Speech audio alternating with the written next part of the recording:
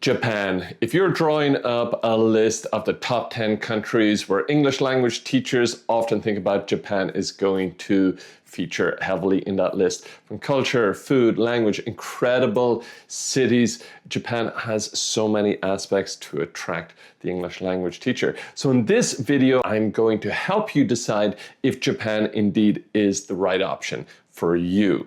I'm going to talk about what the life of an English language teacher looks like. We'll talk about, obviously, what are some of the pros? What are some things that you should be cautious about? What profile of person is a Japanese experience good for, and who should maybe give it a second thought? And stick around to the end because I'm going to give you some practical tips to help make your life a success should you choose to move to Japan. And I'll also talk about what typical career trajectories on the short, medium, and long term look like from the perspective of people who have lived and worked in Japan. So what does the life of an English language teacher look like? Generally speaking, when it comes to living and working in Japan, I can see 5 broad areas that you might end up working in, and each comes with its kind of pros and cons or its advantages and drawbacks. The first type of school is what's known as an Eikaiwa. I hope I'm pronouncing that moderately okay. If any of my Japanese viewers and subscribers are watching, please give me some top tips how to get good pronunciation with Japanese words. So an Eikaiwa, what it really is a conversation kind of school. You could be teaching anything from kids all the way up to business executives.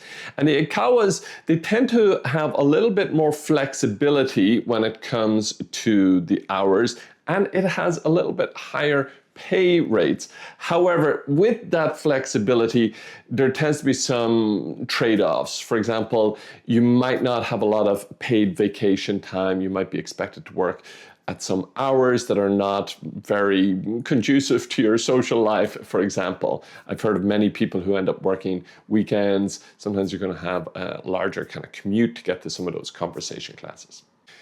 The next kind of teacher is what's called an ALT, an assistant language teacher. And most of these jobs are to be found through the government of Japan's JET visa program. So this is a sponsored visa program to bring English speakers into the country to help with language teaching. Now, these teaching roles tend to be very structured. They tend to come with a school year that you'll be teaching in, which means that you'll probably get pretty good vacation times, which is different from pretty much every other type of English language teaching job. The salaries tend not to be the highest, and this would lead me to give the advice, maybe start to think about life outside some of the bigger cities like Tokyo and Okinawa. If you are going for one of these programs, the smaller the city, the lower the cost of living when it comes to Japan. The third kind of teaching opportunity would be seen as a more prestigious job, and this is teaching and working in a university. Now, universities are more often than not going to ask for good credentials. So at a very minimum, you're going to have a TEFL or a CELTA certificate, but often they're going to look for an MA, a master's, or something like Delta to get those more prestigious jobs. In that same kind of world are international schools. Again, they often look for qualifications in the area.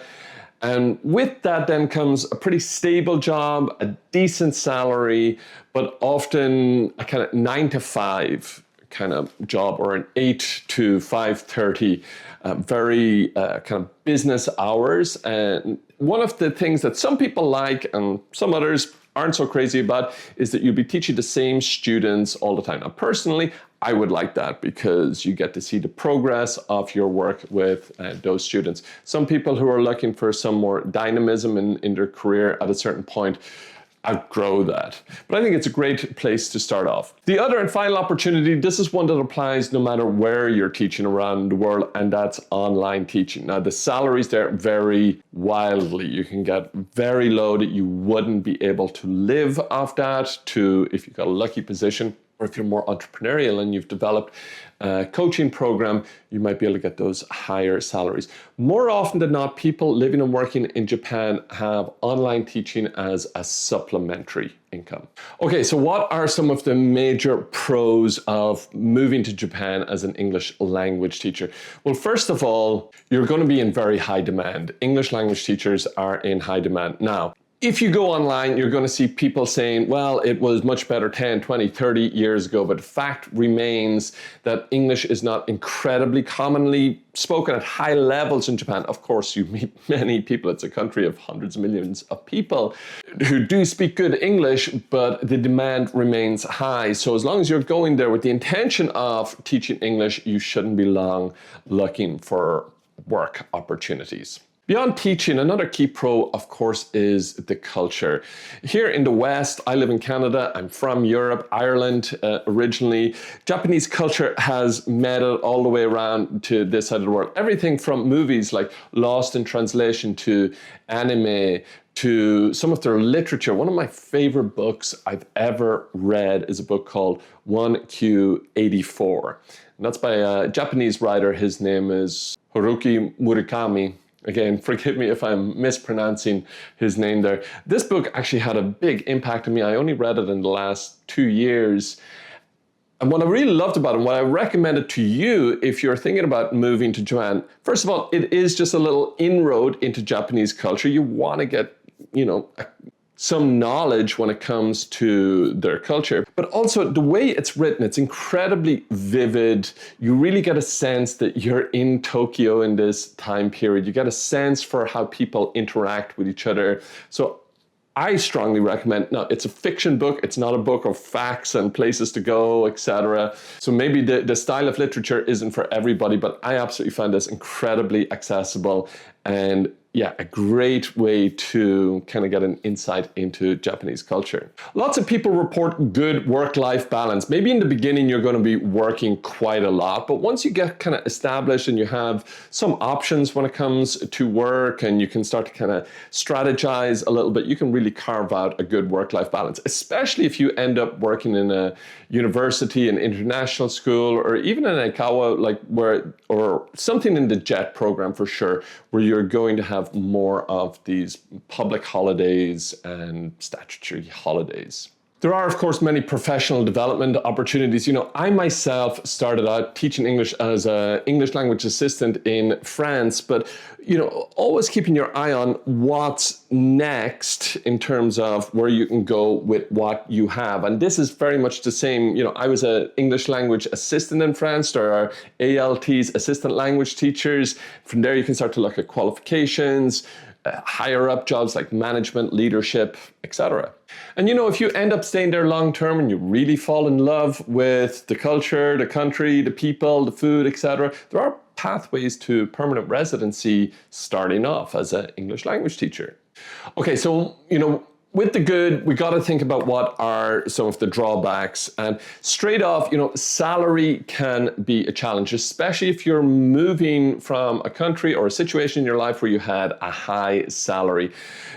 Current research that I've done around people who are living and working in Tokyo, but also outside of Tokyo, you can expect to earn anything from about $1,100 US dollars to $1,900 US dollars. Now, this might sound quite low, but then you have to compare that with the cost of living. So, you can find apartments, and in fact, many English language teachers do find a living situation, which is going to be much, much, much cheaper than countries like the UK, United States, etc.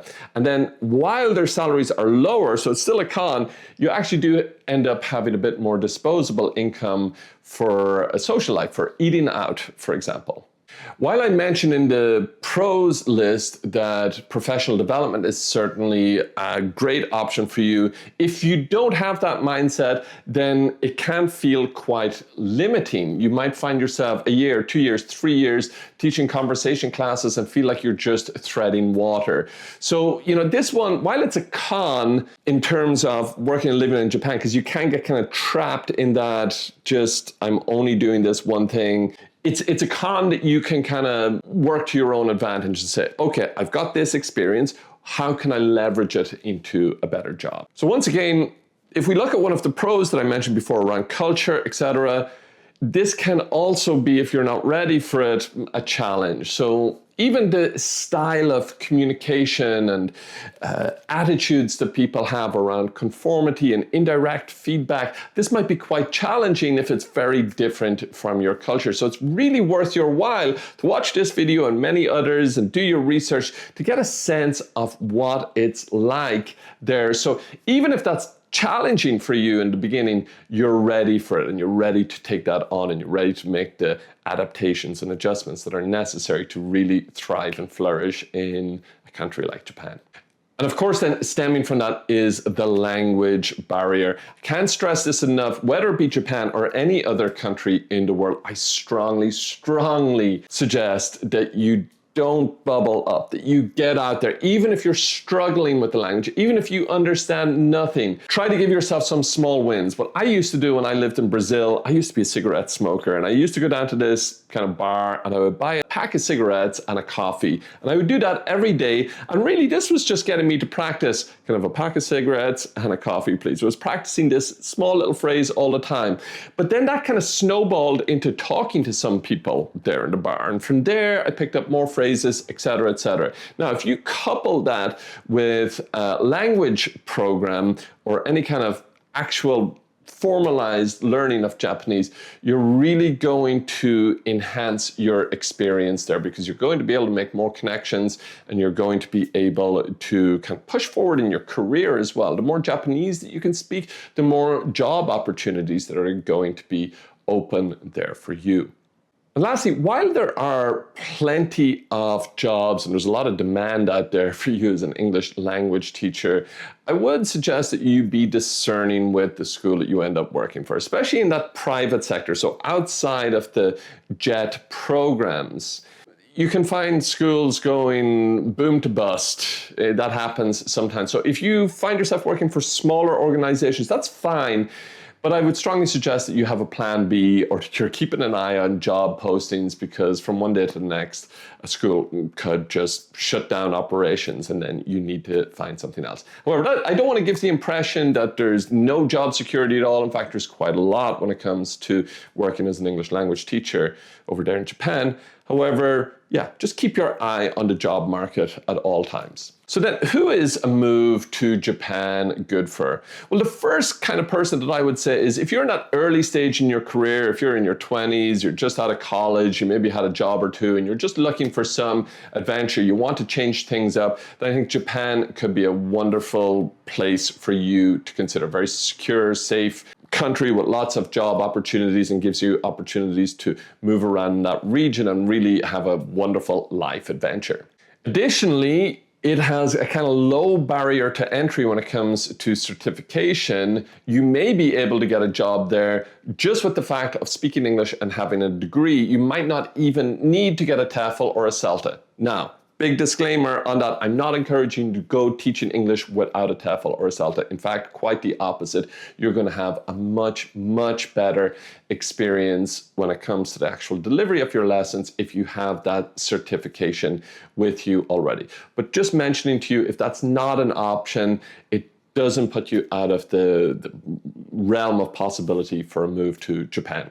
Another kind of person is, if you're the type of person who salary isn't your highest priority, if life experiences and culture and learning language and those kinds of things are a higher priority for you, then I would certainly consider it. Now, again, that's not to say that higher salaries are impossible for you, not at all. You can certainly work your way there, but if that's not your highest priority, then certainly Japan is an excellent contender.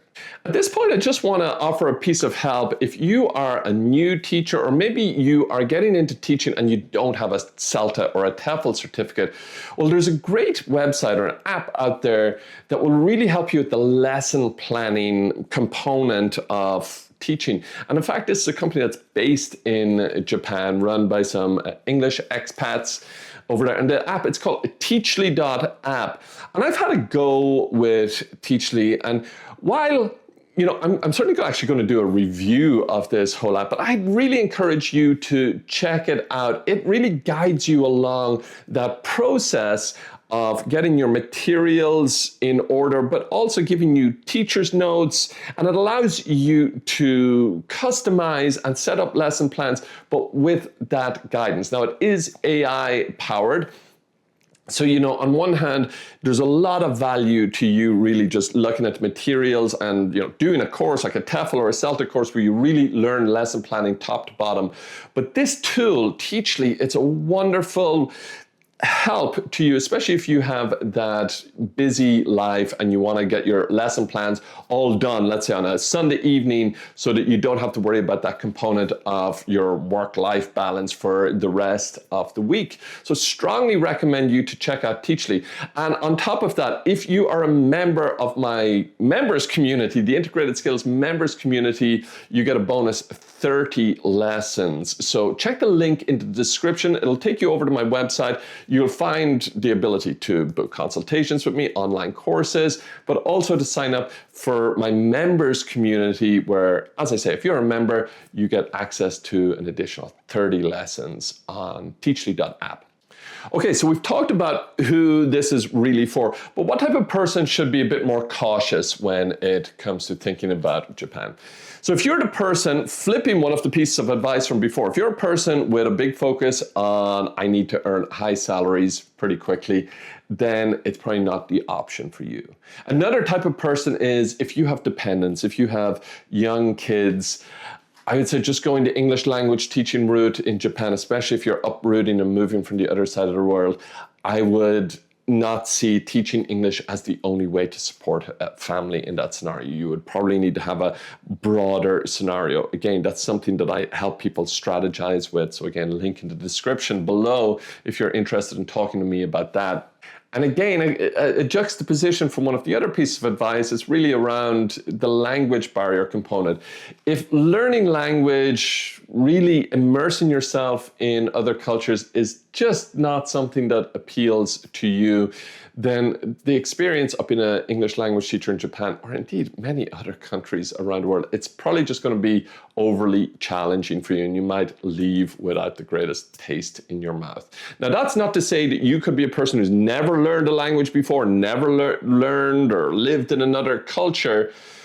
That doesn't mean that it's not for you. Like before I went to live and work in Brazil, I never spoke Portuguese before. I wasn't really used to their culture. I didn't know a lot about their food, but I learned it. I was up for learning it. So it doesn't mean that you have to definitely have this before, but go there with an open mind. If you don't feel open to that, then maybe consider other options for your career. So considering all of these pros and cons, what are some practical steps for success when it comes to life in Japan? Well, go back to the very beginning there. Choose what is the best program for you. Maybe you have low experience, or maybe you don't even have a TEFL certificate, then maybe the Eikaiwa might be a good option for you. But if you're considering TEFL more as a career and you have your certificate, then maybe consider one of the international schools, for example.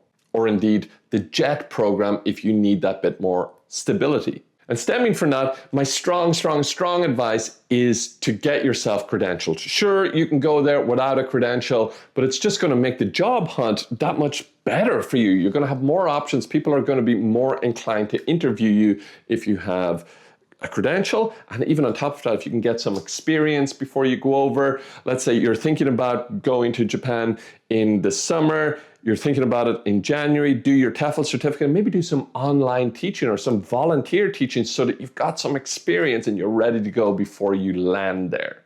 Additionally, you really want to think about networking and doing your research. A great way to do that would be to join an online community like the Integrated Skills members community. Again, link in the description, but there's so many options for you out there online. So really, get networking, try to know people who have had this experience. If you can, talk to them, ask them your questions, get yourself as ready as possible. And then that networking component, it's not just about sending job applications, but maybe when you're at this very early planning stage, why don't you send an email to a school or two in some of the locations that you might be thinking about in Japan and ask them what are they looking for when it comes to an English language teacher. This is going to put them on your radar, and that's the beginning of your networking. The next big component I help a lot of people with this is financial planning or budgeting. The bigger the city, the higher the cost of living. So I always give this piece of advice when you're thinking about living and working in a very different country than the one that you're from. Pick a big city, a mid-sized city, and a small city. And even when it comes to Japan, there's a lot of rural opportunities. And try to focus your research within those 3 or 4 categories. Make a budget, look at what your possible income is. Then when it comes to budgeting, try to be conservative with your estimates in terms of income and try to be liberal with your estimates when it comes to expenditure. If you put your income lower than you might reasonably expect, then there's going to be less surprises when it comes to how much money you have in the bank at the end of the month. And if you overestimate what you might end up spending on groceries, etc., then hopefully at the end you'll be pleasantly surprised with the amount that's left over. This is budgeting 101, but you'd be surprised about how many people don't actually do it and end up getting themselves into trouble. Get yourself, whether it's pen and paper, a spreadsheet, however you do it, get a budget, start tracking it before you even set foot on Japanese soil. And then lastly, plan for professional development. I often tell people my own story. When I first started doing my own course, I remember when the trainer walked into the room and I asked myself the question, how do I get to be that guy? So I had this kind of like long-term plan right from the beginning, and I suggest you think about where would you like to be in 3 years, 5 years, 10 years? Now, a lot of that changes along the way. I did end up becoming a CELTA teacher trainer, but a lot of things changed along the way. I never imagined getting into academic management, for example, or I never even thought about what is the career of an instructional designer, all things that I managed to do in my own career. So having this long-term goal helps to keep you oriented, but then you got to keep an open mind to what other opportunities come up. And lastly, let's just talk about what a typical kind of career trajectory could look like for a person who goes to Japan. So that first 1 to 3 years, you're probably going to be focused in that Eikaiwa, international schools maybe. But then when you get into the 3 to 7 years, you might be moving from the international schools into the kind of university realm, maybe even starting to get into management. And then by the time you go beyond 7-ish years, you can start thinking about curriculum development, entrepreneurial opportunities, leadership opportunities, maybe even expanding out of the world of English language teaching, because by that stage, your Japanese will be at such a level, your knowledge of the culture and your integration will allow more opportunities, greater networking, which will open all of those doors for you. So with all of this in mind, where do I land on the question, is it a good idea in this day and age to get into English language teaching in Japan? Well, really it comes down to your planning, prepping, and mindset. If you have those things in place and in order, then yeah, I think Japan could be a fantastic opportunity. Of course, do your research, get qualified, make sure that you're ready to go there. So let me know down in the description, are you somebody who has done this already? Have you lived and worked in Japan? Maybe you're currently there. What's your perspective? Do you see more pros or more cons, or do you see a balance? What advice would you give to somebody who is considering this life? And if you are a person who's thinking about it, let us know, what are the aspects of living and working in Japan that draw you there, that have you interested in? What kinds of things are you considering as you prepare for the big move to Japan? Okay, that's it from me. Please do check out the link in the description. There's lots of help, even the opportunity to book a consultation with me. And of course, the Integrated Skills members community. I'd love to see you over there. Link in the description, check it out. All that's left for me to say is thank you so much for watching. Bye for now, and I'll see you in the next one.